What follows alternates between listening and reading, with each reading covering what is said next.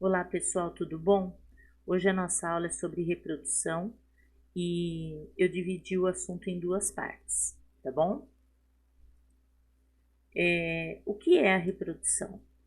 É um mecanismo onde um ou dois seres vivos vão originar novos indivíduos e isso vai fazer com que a espécie continue, né? Então essa é a importância da reprodução. Então vamos falar dos tipos de reprodução. Então, reprodução assexuada é quando um único indivíduo ele vai originar outros e sem que tenha ocorrido a fecundação, né? A combinação do material genético de gametas de dois seres. Então, é apenas um único indivíduo que vai originar outros. Essa reprodução assexuada são vários tipos: cisparidade ou bipartição, esporulação, brotamento, estrobelização, regeneração e propagação vegetativa. Então, eu vou explicar detalhadamente cada um desses para vocês. A vantagem de uma reprodução assexuada é que ela é mais rápida e, normalmente, ela produz um maior número de descendentes. Isso, lógico, comparando com a reprodução sexuada, tá? Uma desvantagem é que os indivíduos são geneticamente iguais. Então, numa seleção natural, e aí? Pode até ser que ele tenha desenvolvido, esse organismo tenha desenvolvido uma característica que favoreça a espécie e ele acaba sobrevivendo, então acaba sendo uma adaptação e uma vantagem para ele, como pode, dentro de uma seleção natural, ser uma desvantagem, porque como eles são geneticamente iguais, então algum problema que aconteça, por exemplo, uma doença que atinja um determinado indivíduo, mata todos, porque todos eles são iguais. Então, seria uma desvantagem aqui, depende do que nós estivermos falando e pensando numa seleção natural, tá? Todos iguais, ou todos foram favorecidos, ou eles acabam se extinguindo porque não conseguem se adaptar, tá? Então vamos falar agora de cada uma. Cisparidade ou bipartição. É quando um organismo ele vai se dividir em duas partes, lógico, geneticamente iguais, tá? E essas partes vão formar indivíduos separadamente. Acontece em protozoários, em algas unicelulares e em bactérias. Então, aqui, olha, tem a célula mãe, aí ocorre a duplicação do DNA, essa célula se alonga, ela cresce, né? Aqui, já com o DNA duplicado, e aí ocorre a formação da membrana e a separação das duas células. Então, essas células filhas são idênticas à célula mãe. Então, isso é uma bipartição, tá? Ou cisparidade. Esporulação. O núcleo, ele vai se dividir e aí cada núcleo, junto com uma parte do citoplasma, vai originar um esporo. Aí, esse esporo, quando ele for liberado da célula, ele vai formar um novo indivíduo, sozinho. Isso vai acontecer em bactérias, em fungos, em algas, em protozoários. Então, por exemplo, aqui é o exemplo de um fungo. Então, aqui tem as hifas, que é por onde ele vai absorver água e sais minerais, né? Aqui está o esporângio, que é a estrutura formadora de esporos. Então, quando ele estiver maduro, em condições já de liberar esses esporos, ele libera, e aí esses esporos, encontrando condições favoráveis, tá? Por exemplo, se a gente estiver falando de um fungo, se ele encontrar umidade, que é o que ele precisa, ele vai desenvolver novos fungos assim, sozinho. Então, cada esporo vai originar um indivíduo diferente. Então, isso é esporulação, tá? Que é a formação do novo indivíduo a partir dos esporos. Brotamento ou gemiparidade. Então, o que vai acontecer? O organismo ele vai desenvolvendo lentamente um broto, tá? Como se fosse mesmo um broto de planta, né? Uma muda que cresce do lado da planta, um galho. E isso vai ser, a partir daqui, vai ser formado um novo indivíduo. Esses indivíduos que brotaram, ou eles se destacam da onde ele veio, que foi o organismo parental, e vivem isoladamente, ou eles se mantêm juntos com esse organismo e formam uma colônia. Isso acontece em bactérias, em protozoários, em fungos, em poríferos, que são as esponjas, e nos quinidários, que são as águas-vivas, as anêmonas, os corais, os animais que têm células urticantes e vivem na água, né? São aquáticos. Então, aqui tem exemplo de uma hidra, onde ela forma um broto e lentamente esse broto foi formado. Então, ou ele se destaca daqui, como está mostrando aqui, ou ele permanece aqui. Se ele permanecer aqui, é formada uma colônia. Se ele se destacar, de qualquer forma, é um novo indivíduo geneticamente idêntico ao parental, certo? Estrobilização. Então, ele ocorre em algumas espécies de quinidários, tá? Principalmente as hidras e as águas-vivas, onde vai acontecer que o pólipo é a fase fixa do animal, ele vai se dividindo em discos, tá? Esses discos são chamados de éfiras e eles lembram um estróbilo, que é a pinha do pinheiro, tá? Mas isso lembra no sentido da morfologia, tá? Só o aspecto dele, a semelhança. E aí, a partir daí, vai originando várias medusas, que é a fase do animal livre, né? Pólipo é a fase fixa e medusa é a fase livre. Então, por exemplo, aqui é um pólipo, então ele está fixo. Então, ele vai formando várias éfiras, ó, isso tudo assexuadamente. Aí, quando já tiver condições favoráveis, ele já teve o desenvolvimento, elas vão se destacando, ó. Então, isso é a forma móvel, que é a forma de medusa. E a partir de cada uma delas, vai desenvolvendo depois aqui os tentáculos, e cada uma dessas formas originou uma medusa, que é a fase livre desse animal. O pólipo é a fase fixa e a medusa é a fase livre, certo?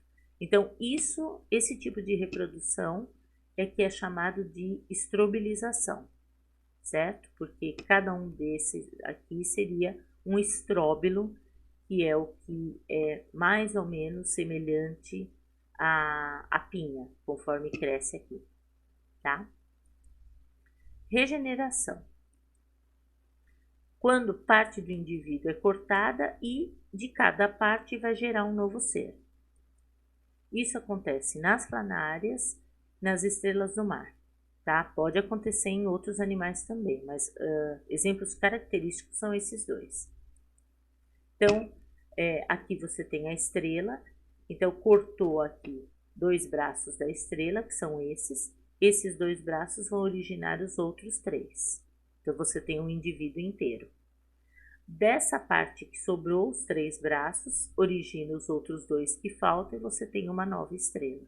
Então, essas 2 estrelas são geneticamente idênticas à estrela que iniciou o processo de regeneração. Propagação vegetativa. Esse tipo de reprodução acontece em plantas, tá? Onde ela forma novos indivíduos a partir de partes destacadas. Então, pode ser um pedaço de caule, um pedaço de folha, ela vai desenvolver uma planta inteira a partir desses pedaços. Essa propagação vegetativa é relativamente rápida e numerosa. Ela é mais numerosa do que se fosse uma reprodução sexuada. E ela vai originar, lógico, plantas homogêneas, que são plantas geneticamente iguais. Isso, para a planta, acaba sendo uma vantagem no sentido assim dela já ter desenvolvido uma característica que seja interessante para ela. Por exemplo, ela desenvolveu a resistência a uma determinada praga, um exemplo, tá? Então, ela se perpetuando dessa forma, ela acaba desenvolvendo plantas que são idênticas a ela e que já nascem resistentes àquela praga. Então, isso seria uma vantagem. Por outro lado, existe a desvantagem de, se essa planta for vulnerável a qualquer coisa, por exemplo, a geada, ou um patógeno qualquer, uma doença, se elas são geneticamente iguais, se uma morre, todas morrem. Então, isso seria uma desvantagem, tá? Então, aqui tem um exemplo, ó, do morangueiro, onde ele tem o estolho, que é esse caule que cresce na horizontal, e aí conforme ele bate aqui no solo, ele desenvolve as raízes e forma um novo, uma nova muda aqui do morangueiro. Então, sozinho ele foi desenvolvendo aqui, só de encostar no solo ele desenvolve as raízes. Então, isso é um tipo de propagação vegetativa. Então, esse pezinho de morango é idêntico a esse aqui, tá? Agora nós vamos falar de reprodução sexuada. Nesse tipo de reprodução ocorre a combinação do material genético através dos gametas, tá? Agora, eu coloquei aqui um separado para vocês para comentar da conjugação, que também é considerada um tipo de reprodução sexuada, que acontece em bactérias e em fungos, onde ocorre a junção deles por uma pontezinha, tá? Pelas membranas das células, e ocorre uma transferência de DNA de um para outro, certo? Então, não tem nada relacionado à gameta. Mas como houve a junção de dois seres e transferiu-se DNA de um para outro, a partir do momento que eles se separam, depois ocorre uma reprodução assexuada dessa bactéria, desse fungo, e eles vão originar seres diferentes por conta de ter recebido o DNA da outra bactéria ou do outro fungo. Então, essa conjugação, que é essa ponte de ligação entre eles e essa transferência de DNA, acaba sendo considerada uma reprodução sexuada nesse sentido, de ter recebido esse DNA e depois, através de uma reprodução assexuada, originar seres diferentes, tá?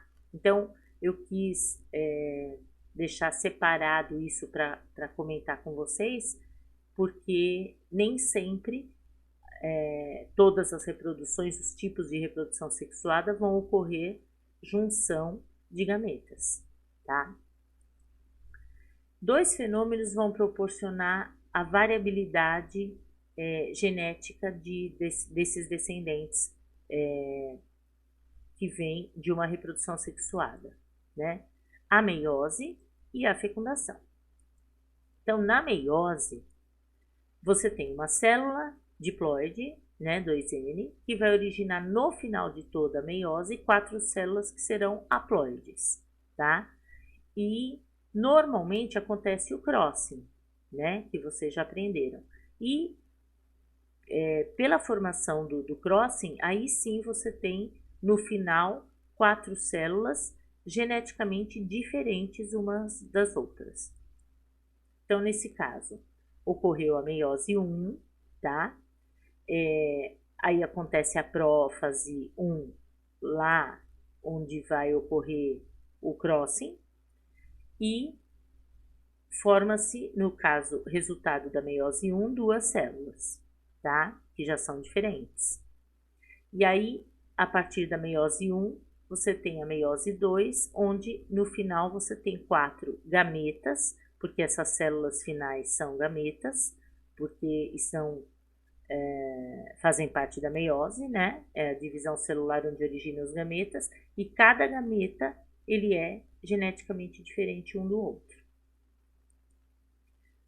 Na fecundação, vai acontecer o quê? Ela vai permitir que o número de cromossomos permaneça constante por espécie, porque aí você vai ter um gameta N, que vai se juntar com outro gameta N, e você tem a formação de um zigoto, 2N, que tem o mesmo número de cromossomos da célula que originou os gametas onde aconteceu a meiose, tá?